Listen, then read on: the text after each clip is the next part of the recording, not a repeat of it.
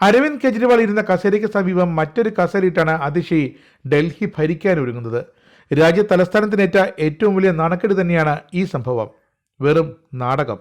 ഇതോടെയാണ് രൂക്ഷ വിമർശനവുമായി BJP രംഗത്തെത്തിയത്. മുഖ്യമന്ത്രി തന്റെ കസേരയിൽ ഇരിക്കുന്നില്ലെങ്കിൽ എന്തിനാണ് അവർ സത്യപ്രതിജ്ഞ ചെയ്ത് മുഖ്യമന്ത്രിയായത് എന്നാണ് ചോദ്യം. മുഖ്യമന്ത്രി കസേരയിൽ ഇരിക്കാതെ ഭരിക്കാൻ ശ്രമിക്കുന്ന അതിഷിയുടെ പ്രവൃത്തി ഭരണഘടനയെ പരിഹസിക്കുന്നതാണെന്ന് ഡൽഹിയിലെ BJP അധ്യക്ഷൻ വീരേന്ദ്ര സച്ദേവ പറഞ്ഞു. ഡൽഹി ഇനി ആര് ഭരിക്കുമെന്നും അദ്ദേഹം ചോദിച്ചു. ഉത്തരമില്ല.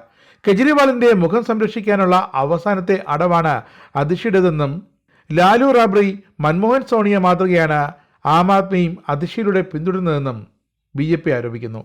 അഴിമതി നിറഞ്ഞ ഭരണം വീണ്ടും തുടരാനാണ് AAPയുടെ ലക്ഷ്യം. എന്തിനാണ് റബ്ബർ സ്റ്റാമ്പിനെയോ പാവകളെയോ മുഖ്യമന്ത്രിയാക്കുന്നതെന്ന ചോദ്യമാണ് ആം ആദ്മിയോട് ഇന്ന് ജനങ്ങൾ ചോദിക്കുന്നത്.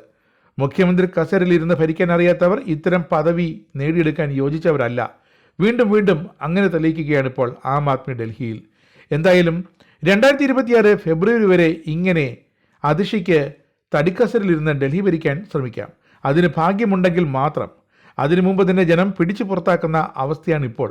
BJP ഒരു തരത്തിലും അധികാരത്തിൽ ഡൽഹിയിലേക്ക് എത്തരുത് എന്ന ലക്ഷ്യവുമായി നടക്കുന്ന AAP എന്ന മഹാപാർട്ടിയുടെ തലവൻ ഏറെ കഷ്ടപ്പെട്ടാണ് ഇപ്പോൾ തിഹാർ ജയിലിറങ്ങിയത്. ഏത് സമയം വേണമെങ്കിലും തിരികെ പോകാം. അതിനു മുമ്പ് ജയിൽവാസം കഴിഞ്ഞിറങ്ങിയ ഉപമുഖ്യമന്ത്രി മനീഷ് സിസോദിയ കരുതിയത് തന്നെ പിടിച്ച് മുഖ്യമന്ത്രി കസേരയിൽ ഇരുത്തുമെന്നാണ്. അതുകൊണ്ട് തന്നെ അതിഷി എന്ന ഡമ്മി മുഖ്യമന്ത്രിക്കെതിരെ ഇനിയുള്ള ദിവസങ്ങളിൽ സ്വന്തം പാർട്ടിക്കാർ തന്നെ പണി കൊടുത്തുകൊള്ളും.